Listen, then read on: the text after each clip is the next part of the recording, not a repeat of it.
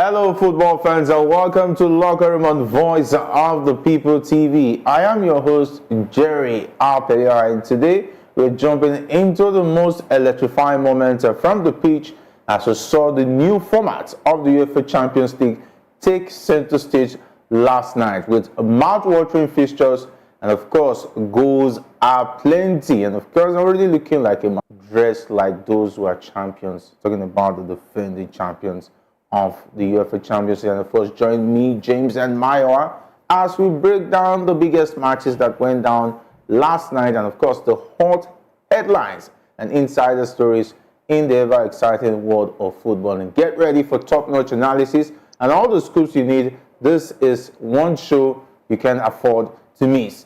All right, definitely, the City Charity begins at home, starting up with introducing James. Great to have you with us once again. A very good evening to you, Jerry, and also to our viewers. Good evening. And that beautiful day to talk football. We saw the exciting one that played out last night. We saw how the games went. Real Madrid, Aston Villa, credit to Aston Villa, Juventus also doing the job. Very beautiful set of matches. And we saw a lot of goals also. I said it earlier yesterday. I said if this new format of the Champions League, the fans are going to love it, but the players are not going to, because it's more workload for them. But it's a beautiful one. We're here to talk football, and we promise to talk more as the show goes on. All right, of course. So while the big boys were busy playing the Champions League, the smaller boys were busy parading themselves in the Carabao Cup, and they were scoring goals for fun. And they believed that they should not rub shoulders with those who are playing with the big boys. All right, so Maiwa will be with us anytime soon. Now you get your mouth. Talk anything you want to talk. Anything you want to say. Yesterday, the big boys were playing. You guys were busy playing basketball with Barnsley in the Carabao Cup. Well, the thing is, it's always amazing to be here. I mean, whether it's Barnsley or it is the Champions League, football and football. No, football past football. We were big enough to give a 7-star performance from 7-star players. I mean, it was a fantastic result. It was a fantastic result for Manchester United, and these are the kind of things we want to see. I mean, Anthony getting the goals back will probably be a confidence booster for him. Garnacho will continue to prove how important it is. Rashford getting his groove back. Those are the things that we would like to see as going into the weekend. But in any case, the Champions League was very interesting. Liverpool, same never walk alone. Never walk alone. And they were able to dispatch, the AC Milan team. Like I always say, it's a very good Wednesday to talk football. Thank you for having me. I know my enemies were already laughing when it was 1-0, and when Pulisic scored that goal. Right? It just needed 20 minutes for you guys to laugh, and we came back. I was about sending you messages. I was about sending. When you saw the reply, that was when the equalizer came. So I had to delete the message. You hold your peace. All right. There's a bit of shocking news emanating from the black nation of Nigeria. And of course, they say the giant of Africa at some point in time, which I no longer believe because they failed to live up to that billing, talking about the tag of being the giant of Africa. And we hear that German coach Bruno Labbadia has revealed that he will be taking over as the head coach of the Nigerian national team, the Super Eagles, despite initial reports that he had rejected the offer. However, he was unable to lead the team in their recent AFCON qualifiers against Rwanda and Benin Republic due to tax regulations in Germany. And according to the Nigerian Football Federation, Labbadia had agreed to personal terms with the organization, but German tax authorities demanded that a significant portion of his salary be paid in taxes. And the NFL refused to shoulder this additional financial burden, citing that it would be unfair to pay an additional 32 to 40% of his salary on top of his agreed monthly wage. And the NFL president, Brian Mosor stated that the organization and Labbadia had reached an agreement in principle before the tax issue arose. However, Labbadia was adamant that the NFF should pay the full tax amount, which ultimately led to the impasse. I think I'm a bit confused. If Eguavoen, for instance, gets hired by talking about, let's say, Barnsley, in the United Kingdom. And he will now tell Barnsley that they will pay tax to the federal government of Nigeria. Maybe it doesn't work like that here, fine, but does it make any sense? Is he not supposed to pay tax in Nigeria here? Now, I'm just talking like a layman who doesn't understand. It has a miserable 1,000 followers. And of course, it shows you how popular the man is as far as that one is concerned. Of course, it says new chapter. Anybody can post that. But let's just say with the news coming in, Labbadia is back in the news. Maiwa. The thing is I've said it until they unveil him to the press. I will not believe that he is back with us. However, coming to the tax issue, and I'm coming from my experience dealing with some issues like this, in the corporate environment. So basically, some of these foreigners, when they want to take up a job, especially when they are coming to Africa, they always try to negotiate, the tax on their money. So when you are paying them, you pay them in an overseas salary, in an overseas account, which is not resident in Nigeria. Their tax obligation in Nigeria is most times settled by, the entity that they are trying to work with in Nigeria. So they will, settle their tax obligations in Nigeria. They will pay that on their behalf. However, because of this, how do we intend to meet the 40% obligation? What Labbadia is trying to do is this. If we are paying him $10,000, if the tax is supposed to be 40% of that, which is $4,000, it means Nigeria will be paying him $10,000. Then they will now have to pay the German authority the $4,000 directly. Because if they pay him $14,000, it means the German authority will come to his account and deduct 40% of that. So that's what he's trying to negotiate, and that's why there's a whole lot of back and forth. It's just left for the Nigerian, FA to decide if they are willing to take on this burden. But the question is this: they have been consistently saying they don't have the money. How come they want to, take on this kind of obligation? Because the tax implication for this will run into millions of dollars. We run into millions of naira if we convert whatever it is that they are paying him into naira. That's number one. Number two, they have even not disclosed the amount they want to pay. For example, if they are paying him $70,000 every month, it means after the $70,000, they will still have to wire another 40% of that to the German FA, which I think does not make any sense, to be honest with you. Based on the fact that you have been saying we don't have money, how do we intend to foot that kind of bill? So definitely, it all defies every form of logic if we want to look at it. And we already get a report that some sources in the NFF have said that the Instagram handle that actually posted his new chapter with the Nigerian flag is actually fake. Let the NFF make an official statement. There are various. What's the Secretary General of the NFF doing? Talking about Demola Olajire. He should be able to write a memo. What's the PRO department doing? I think they should issue out a statement, official statement, saying whether this is true or not, so that when it comes to things like this. Well, it has shown that before going back without us going back to interrogation, that would have standard, because it's disgraceful for us to have appointed 4 coaches in the space of a month, and at the end of the 4 months, at the end of the 4 coaches, we still have a coach. Because I see no reason why we go on from appointing a Rachel audio, going to appoint Anderson still on audio, and bringing Labbadia also into the picture. Well, they're using us as a joke at this point, and I'm surprised that the account is coming out as fake, because we have disgraced ourselves on the world stage, and everybody can wake up and just tease us.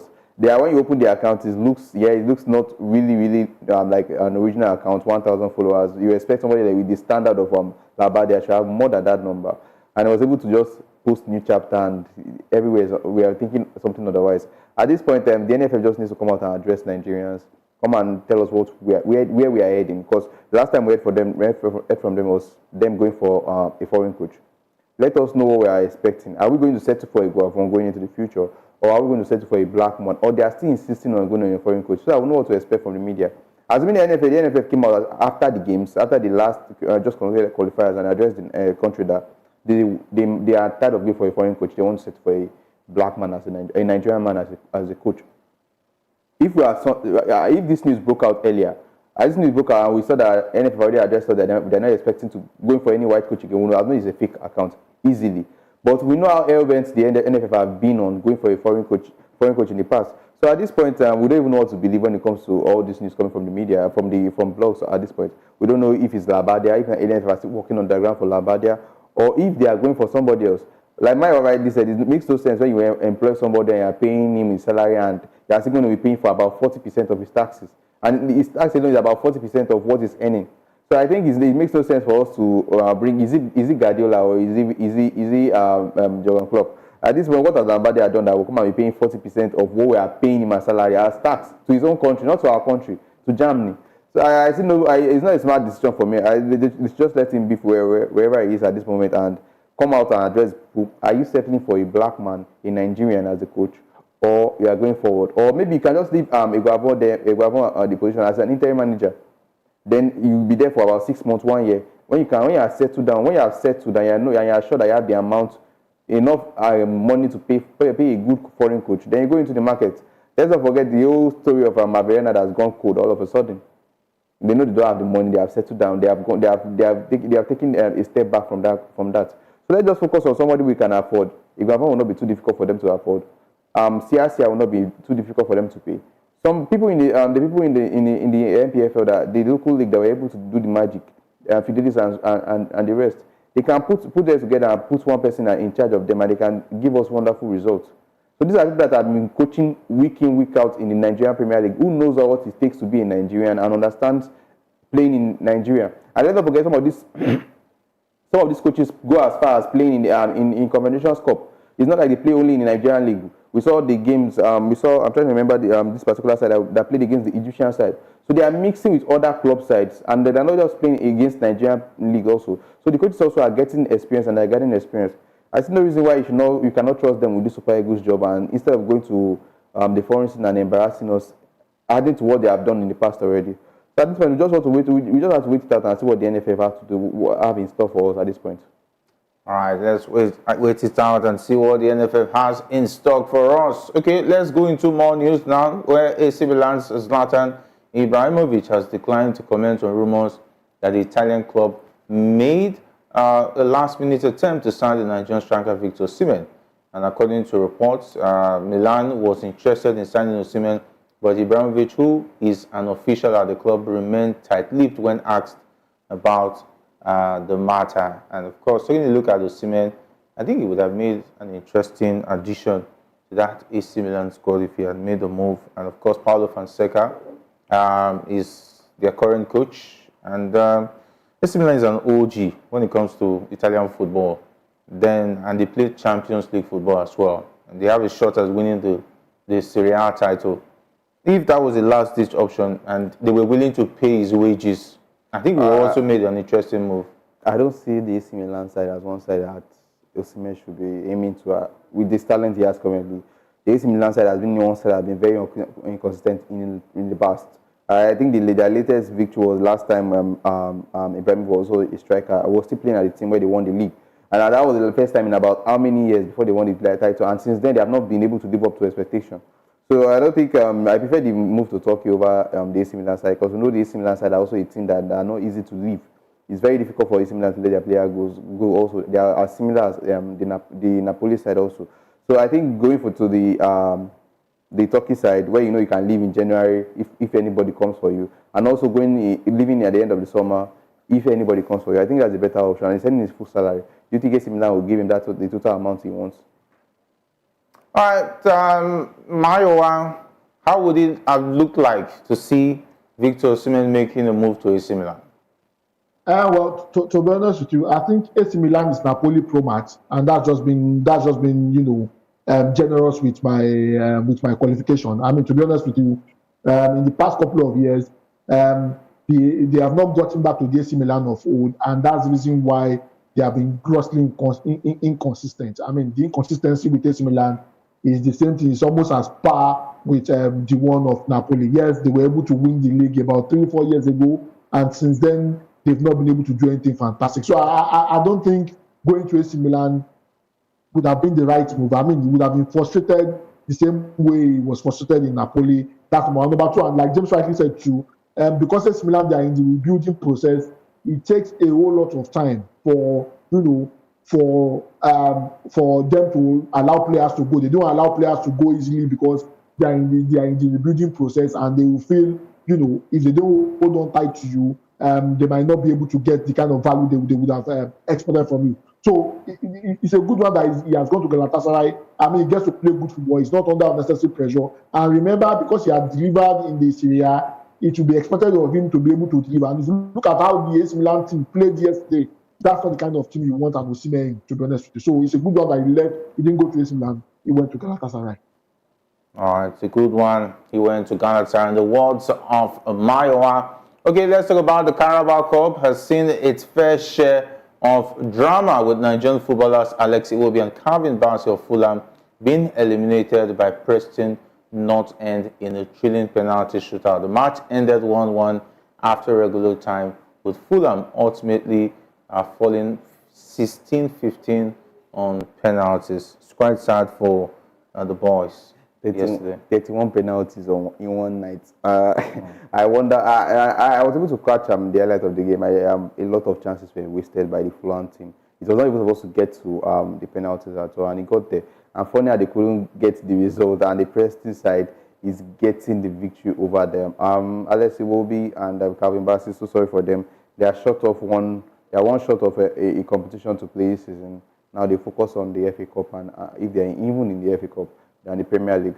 So let's just see what they are. It's a sad one. Playing about, they had opportunities to actually convert and also win, take the game at the end of the day.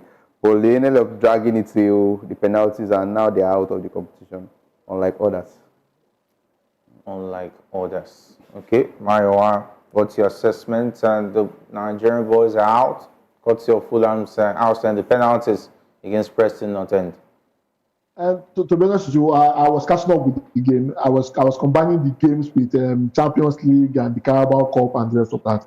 And kudos to the Preston team. I mean, they were so dogged. Yes, the Fulham team, they created a lot of chance. They were beating themselves up for not taking those chances. It made me go back to 2002 World Cup, France Senegal.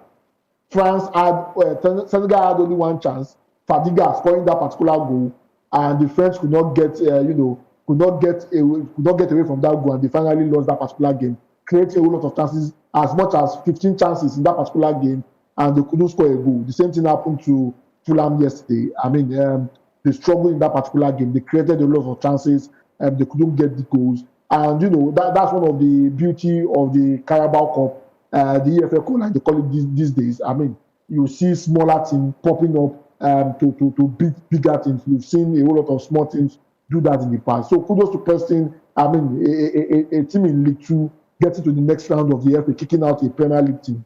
Kudos to them, to be honest with you. And I'm looking forward to see what they can do in the next round. I mean, since they've been able to dump out an EPL team yesterday. All right, and of course, it was also a good day at the office for Eric Ten Hag's boys, beating Barnsley by 7-0 at Old Trafford. If they did not beat Barnsley at Old Trafford, I don't know which team they would have beaten again this season. The likes of Marcus Rashford struck twice, and of course, we also saw Antonio was pitied and given a penalty to convert in that one.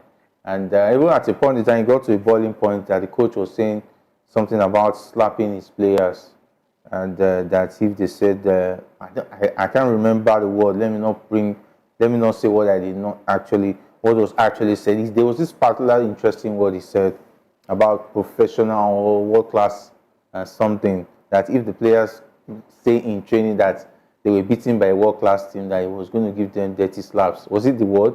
Okay. I mean, the coach of the Barnsley coach. Yeah. He said, I think the comment is, he said he does not want to hear. I think the players have had a conversation where they say the difference between the Premier League and their league is not that different. So he said, if he hears his players make such comments again after the game, then well, it was a beautiful game yesterday for Manchester United. Obviously, I think they came prepared and they did their homework. 2 games in the space of 3 days, are scoring 10 goals and conceding none. It's actually a beautiful start. Some people say it's just Southampton. Some people just say it's just Barnsley. But when you look at the game and you look at the way Manchester United played in both games, conceding few shots. I think yesterday there was no even shot on target all through the game for the Manchester side. I think Eric Ten Hag and the team they have something cooking. I think he has been able to pick up some pieces that he has needed. He has been needing to make the team much better. We saw the use of Ugarte yesterday. The way he was able to anticipate plays and make those interceptions, something we have been lacking in the midfield for a very long time. And also Garnacho scoring, having 7 goals involvement in about, is it 3 or 4 games? And he has started just 2. I think that's a very big one for him. I think it's going to cause a lot of headache for Ten Hag going into the season on what he's going to do this season. Let's not forget, Rashford was also on the score sheet, scoring 2 goals yesterday, and also I think providing an assist. I also have Diallo, who is already cementing his position at the other side. Anthony trying to get the fight for his position. I think that's one thing about having good players in particular. But I feel for Garnacho. Everybody's going to want to. Now it looks like Rashford is favoured by Eric Ten Hag over Garnacho, and it's going to take a whole lot for him to take rest of that left wing position. It's actually going to take a lot. But now let's not forget, Rashford also has picked up. Not as hot as it used to be, but I think getting about 3 or 4 goals this season already is something. In space of 4 or 5 games, it's already something. When you now compare that to what Garnacho brings, you say you can give it to Garnacho. That Garnacho is just 19. He still has time to develop and come into the game and learn some things. But at this point, it's looking like Garnacho is not going to want to wait with what he's doing currently. I don't think he wants to wait to the future. He wants to get his position as a starter at Manchester United, and he wants it now. It just depends on how the manager is going to manage situations like that. It's a long season. We're going to have games in the EPL, the Carabao Cup, the FA Cup, the Europa League. There are lots of games to come, and I think he just has to be patient, and his time is surely going to come. All right, so I was all excited and smiling like a Cheshire cat all yesterday when Man United were pounding Barnsley at Old Trafford. I remember the commentator in one of those games I will never forget. He was saying something about Alex Ferguson. They was smiling like a Cheshire cat when they were winning. All right, why? Yeah, I mean the thing is, I was very impressed with the display. Yes, we might say it's just Barnsley that they were beating and the rest of that. However, a whole lot went to that performance. Rashford scoring 3 goals in 2 matches.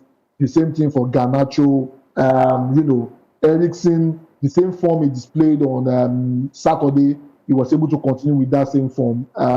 Yes, it's Barnsley that we are playing. They were a lot, they were very open in the back, and they gave a whole lot of room for Manchester United to play and the rest of that and stuff like that. However, the players stepped up. This is not the first time that Manchester United would play a small team and they would almost get kicked out. I can't remember. I think it's the FA Cup. I can't remember which of the competition last season that we played a very small team. We were leading 3-1 or 3-0 thereabouts, and that team equalized, and we are almost knocked out of Coventry. that tournament. So I mean, it's not the first time Manchester United is bottling it. I mean, but the performance they gave a good account of themselves.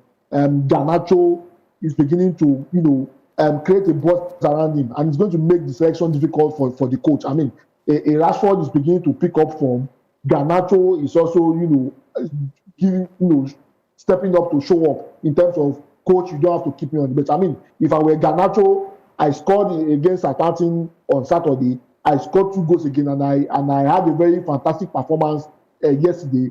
If the coach is not picking me next week, I'll probably go and knock on the coach door and ask him why I'm not making team. Because to be honest with you, Garnacho has been one player that's been consistent so far in this season. I don't think it will be fair.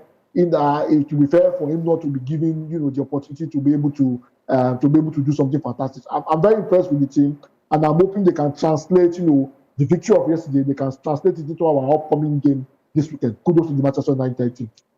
All right, kudos to the Manchester United. And someone said, hope they've not scored the goals they need against Crystal Palace. They are playing Crystal Palace away this weekend. Looking at that particular game, I think there are glimpses of hope. It shows that we might be walking in the right direction. Looking at the particular, one thing I was even impressed about was the midfield and the way they were able to win the balls back. Immediately they lost it. And credit to Ugarte. I think that was the missing piece we need in that midfield. Is somebody a rugged South American that can win the balls back and is not tired of running. I think that's one person we missed and another type of midfielder I've not had in recent times. Maybe Casemiro came at the age of 30, 31. He cannot give you that full speed at this moment anymore. But now having Ugarte and also Casemiro played in midfield yesterday, it was a joy to watch. And let's see how Ten Hag can build on this particular team. Let's see how Ten Hag can build on this particular team. It's not yet Uhuru, and the man said that when they lost to Liverpool, he was not worried. He was calm. He was sure that he's choosing that of course. Liverpool, who are you? I went ahead to beat Southampton 3-0, and now I'm sure most Manchester United fans are not carried away yet. They want to see what will happen on Saturday when they take on Crystal Palace. If they can give a good performance. Let's not forget Crystal Palace has been one thing that has been not bad. They have been good since the end of last season. They lost to this year. We thought they were going to struggle. Stefano Eberechi and also Mateta have been able to step up, and they are still doing fair. Let's see what they play this weekend. That is if Erik Ten Hag is not wearing his choosing jacket under his suit. There's got to check under his suit. There is wearing one of those jackets, and of course, if it works for him, why not? Yeah, but the thing is, I think James is very correct. I mean, the problem with Manchester United has been the consistency. Can they keep up with the consistency? I mean, if you look at the performance against Liverpool, it was a very terrible performance. The performance against Brighton was nothing to write home about. Even the first game of the season that Manchester United won, I think it's against Fulham. I can't remember the name of the team now. Yeah. That won 1-0. I mean, we left it very late until Sexy came in. And before then, there was really nothing to write home about that particular game. I mean, even after the game, they were celebrating. And even, what's his name now? This former Tottenham guy that came to Manchester, Berbatov had to say, I mean, you just won the game. Why are you clapping as if you have won the league and the rest of that? I mean, the thing is if you can keep up with the kind of performance, the display of Saturday against Southampton, if they can replicate that, I mean, probably maybe that will give, a whole lot of fans the confidence to be able to believe in that particular thing. However, the inconsistency has plagued Manchester United for the past 2 seasons. The big question now is, the reason why the jury is out is this: can Ten Hag team play consistently like the way they played on Saturday? Well, when they find out against Crystal Palace, we'll probably see that on Saturday again. All right, so of course, definitely a big one as far as that one is concerned. We'll now wait to see what happens over the weekend when Liverpool takes on, Manchester United takes on Crystal Palace. This is going to be one to watch out for. And to say that even some of the first team players, talking about the defense lineup, did not start in that game against Barnes. Talking about the likes of the Leeds and I think that's a good thing. We're able to rest the likes of the Leeds, Martinez, and start the likes of Harry Maguire. And Mazzari even came on later on in the and they're still able to play that well. Yes, the defense, they have a lot to do. It was mostly Bruno Fernandes start. No. Fernandes came in about the 70th minute and was able to provide 2 assists also. So I think these players, if they can integrate and get to know themselves very well, I think it might be a good season for Manchester United, and we don't get injured. The injury was one of the main reasons the young season was bad last season. Fernandes, Leno, was he? Is he going to find it easy making it back into the first team? Then you look at the pairing of the Leeds. It will be a tough one. I'm sure he will not be expecting him to stroll into the first team. Because he knows Martinez and the Leeds, 2 very good defenders who are much more experienced than he is. He's just 19. Even Maguire did well yesterday too. Maguire knows he's not a starting centre back. He knows he might be coming in for cup competitions, or maybe when someone is injured, or maybe towards the 70th minute they need to kill the game, clear area duels. You bring in Maguire, but playing him starting 90 minutes, but week in week out in the EPL is going to be a difficult one. And letting Euro, I'm sure the coach has a plan. Whenever he's back, they will look for how he gets playing time. Surely. All right, so even the likes of Zexi definitely will be looking at that 7-0 with the back of his eye, saying everything. I should be able to fight for my shirts as far as the Premier League games is concerned. Let's talk about the big ones. The UEFA Champions League, the biggest club competition in the world. Bayern Munich became the first team to score 9 goals in a game in the modern Champions League as the new format of Europe's elite club competition kicked off last night, with title holders Real Madrid and Liverpool also among the winners. Harry Kane scored 4 goals, including 3 penalties, as Visson companies. Bayern hammered Croatia's champions Zagreb 9-2 at the Allianz Arena. Michael Olise scored twice in his Champions League debut, while Rafael Guerrero, Leroy Sané, and Leon Goretzka were also on target for the home team in Germany. It looks very interesting because this year's final is going to be played at the Allianz Arena. Maiwa and Bayern Munich begin to send us signals that they are interested in playing in the new Champions League format final at the Allianz Arena with Harry Kane. Well, I mean, the performance itself is, it's a 9-star performance. I mean, they were scoring goals with reckless abandon. Yes, the first half, in the second half, they almost gave up the lead. Zagreb coming back and scoring 2 goals, and they were under a lot of pressure. And there were a lot of critics when Vincent Kompany was, taking up the job of Bayern Munich. A whole lot of people said he doesn't have the experience and the rest of that. I think the performance of his team on the field of play is beginning to shut critics up. I was one of those that didn't believe in his project, and I mean, he has not won anything. But but the way he has been playing, I think he's beginning to convince me that he might have what it takes to be able to do it. I mean, scoring 9 goals.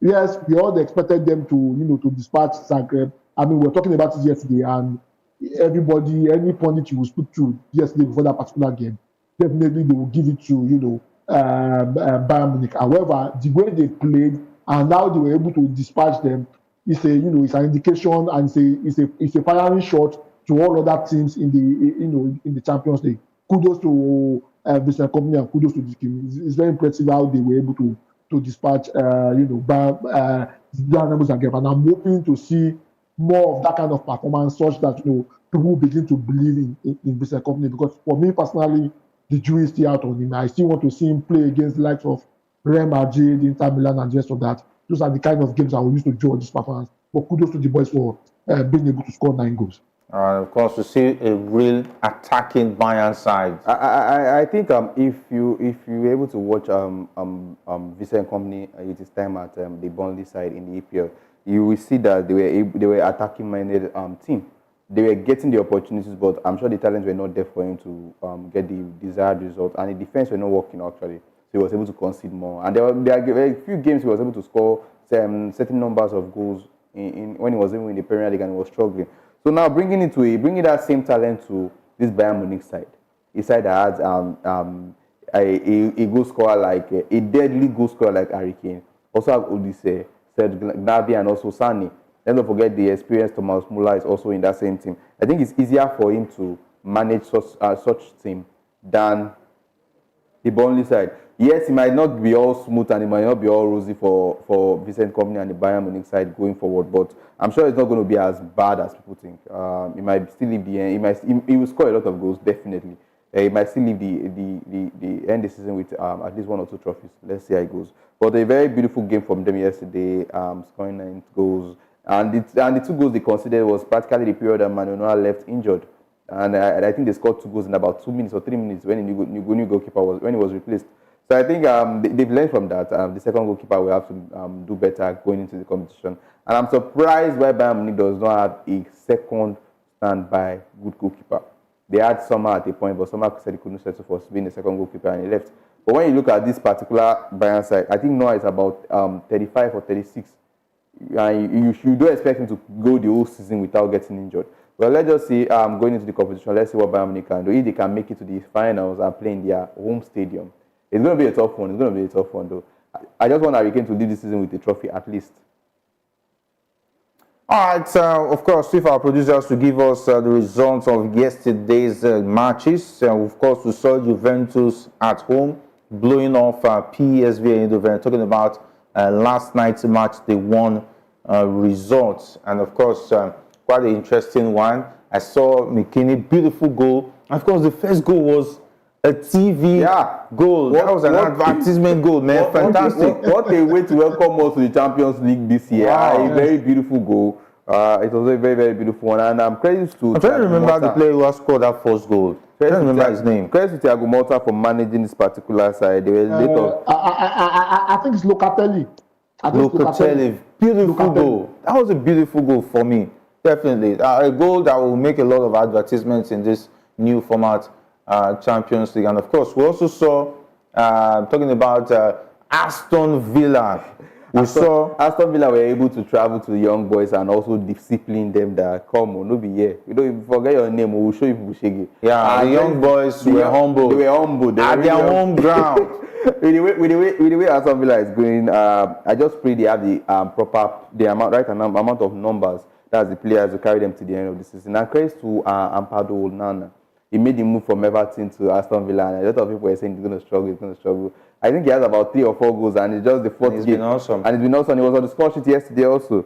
Even Tillemans too. Yeah, fantastic player. So let's see how far Aston Villa can go in this year's Champions League. All right. We also saw Milan drawing the first blood at the San Siro, but Liverpool don't have it. Konate, Virgil van Dijk also getting on the score sheet alongside Dominic Szoboszlai. AC Milan bought one and got 3 free in the San Siro. That's just what I have to say. A very inconsistent side. When I saw the first goal, I think it was the 2nd minute of the game, I was like, okay, let's see what's going to happen. Let's see how Arne Slot and his boys are going to meet up, come back from this.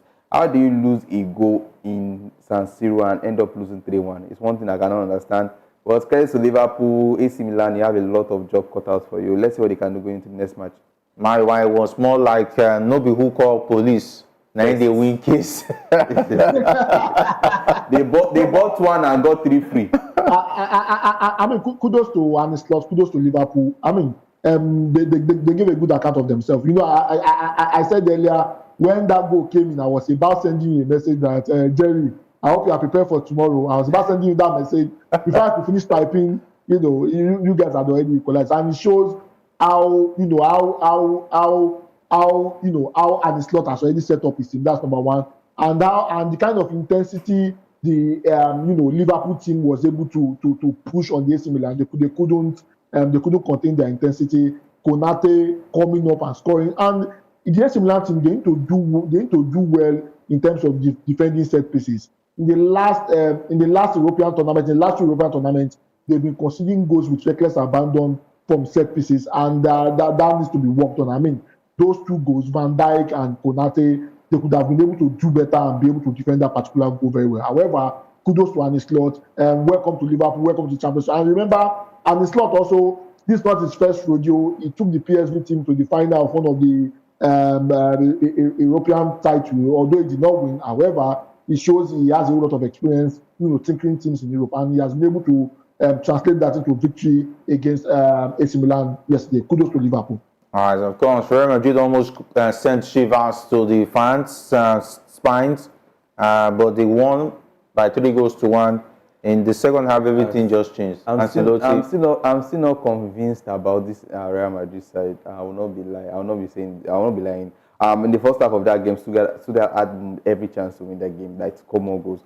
But luckily, Madrid and the likes of Mbappe stepping in the second half, Rudiger, and also a beautiful goal from Hendrik, our own very own Bobby Charlton, was able to come and score the final goal. But I'm still not convinced about this Real Madrid side. I think they still lack the absence of Toni Kroos is actually being felt, and the injury to Camavinga, Tchouaméni, Bellingham is obvious. Bellingham is going to miss lots of games. Let's just see how they can move on, go on winning games, because I think now Guardiola is just relying on individual brilliance. Ancelotti is relying on individual brilliance at this point, and they're not playing any beautiful football. Almost every team is playing well against them, and they're just lucky to get the goals. Let's see how long the luck can keep on going for them. All right, of course, Sporting beating, talking about the Lille, the Portuguese side. I know Maiwa was looking forward to that game, and it's a good result for Sporting, Maiwa. I mean, it's a good result for Sporting. I mean, that was one of the games I wanted to see. Lille did not do themselves any good. Angel Gomez, the former Manchester United boy, collecting the red card, and that had a bearing on that particular game. Barring the red card, Lille would have given a good account of themselves. Coming back to the issue of Madrid, I think the hallmark of a good team is when we are playing badly, you still end up getting results. Remember the season where Real Madrid won the Champions League and they had to eliminate Man City in the semi-final, if I'm not mistaken. They played badly in that particular game, and it just took them about 15 minutes to rectify, how badly they have played, and they got themselves into the final and ended up winning the Champions League. I think one of the hallmark, and that's the reason why you have to give kudos to Ancelotti. He knows how to get the results. Even when they are playing badly, they always end up getting the result. I mean, yesterday, Stuttgart did not do themselves any favor. They could have, taken the game far away from Madrid, but they didn't take their chance. Madrid came out and they came out blasting, and they were able to win that particular game. Kudos to Ancelotti and kudos to Real Madrid for being able to turn things around in that particular game. All right, of course. So we will take the fixtures to look forward to tonight. Definitely a lot of mouth-watching games. Barcelona will be taking center stage. And of course, the Sparta Prague up against Salzburg. That's also a high-profile game to look forward to tonight. And Bologna take on Shakhtar Donetsk. It's also a very interesting fixture. Celtic, the Scottish side, will be taking on Slovan Bratislava. And that is what Champions League does to you. It gives you some very interesting names. And of course, Club Brugge will be taking on a Borussia Dortmund. Dortmund is going to be playing away. I want to see how their chances will be fancied. But the biggest one tonight has to be at the Etihad Stadium. Manchester City taking on Inter Milan. Definitely, that's the game everybody will be looking forward to. And Pep Guardiola will fancy the chances of his team. This, on a good day, should be over 2.5. Yes. We are going to know. It's tonight we are going to know how balanced this Man City side is currently. Yeah. We know with the absence of Rodri as they felt all through the season, they have been conceding a lot of goals that they're not supposed to concede if Rodri was present. But going to this match against an informed, well, they had a bad weekend also. Inter, they drew their last match in the week. I forgot who they played over the weekend. It ended in 1-1. Now they are playing in Manchester City side. In Manchester, two teams that are not coming from a very good game. Let's see what's going to happen. And I think the one I want to see is the Girona versus PSG. I think it's the first time Girona will ever be playing in the Champions League, and they are giving them a team as big as PSG. Let's not forget how incredible they were last season. It got to a stage where thinking Girona was going to leave the La Liga as champions, but ended up dropping it towards the end. Let's see how they can manage this match playing against a top side as PSG. But the Manchester City and the Inter Milan match it's a watching conversation. Let's see what's going to happen. All right, Maiwa, what's your money on Inter to create a surprise at the Etihad? It's been a very long while. Man City lost at the Etihad in the Champions League. Well, it's going to be a very big game. It's an opportunity for Inter Milan to be able to get some sort of revenge as regards the Champions League final they lost. Inter Milan allowed Man City to do the treble on them. Also, I'm looking forward to Bologna Shakhtar. Bologna, this is their first time in the Champions League in a very, very long time. I'm looking forward to what they will be able to do. However, Thiago Motta has decided to change pace and move to Juventus and left them hanging. I want to see what they will do. And also, what will PSG do? I want to see what PSG will probably do against Girona today. Remember, Girona is connected to Man City too. It's the same group that owns Man City owns Girona too. So I'm looking forward to those 3 games. I'm looking forward to see how they are able to do it. Probably maybe if the 115 charges catches up with Man City, probably Girona will be able to do something in the Champions League. But I'm looking forward to those 3 games, and I'm hoping that it will be a match-watching game for us to be able to enjoy. All right, maybe if the charges are brought on, they might be loaning, talking about the likes of Kevin De Bruyne, and talking about they loan them to. They will loan them to Girona to help them win the Champions League.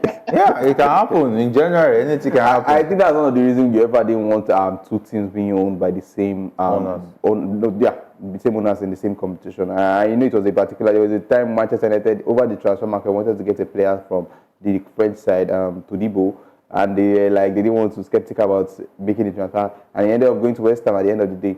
So I think it's going to cause an issue. Man City, let's just see how they're going to manage their charges. I'm sure before the end of this week or before the end of next week, we'll get the verdict. But for tonight, we enjoy what Man City and Inter Milan are going to bring to the table. With Lautaro Martinez and also the Marcos and also the Barellas. Let's see how they're going to do tonight.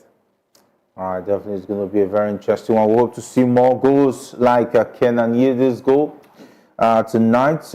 And of course, they said he made an history, becoming the first to score in the new format here for Champions League talking about the young man, quite a brilliant young player. Let's see how his future pans out. He's just very, very young. All right, big thanks to guys, Maiwa for being a part of the show tonight, and of course, big thanks to James for being a part of the show. Yeah, thank you for having me. It's always amazing to be here, and I hope I'm hoping to see what Guardiola will be able to do against Inter Milan today. Thank you for having me. All right, big thanks to the guys behind the scene, Manfred, not leaving out Alex, as well as Jeremiah, and of course, Shogun was also awesome behind.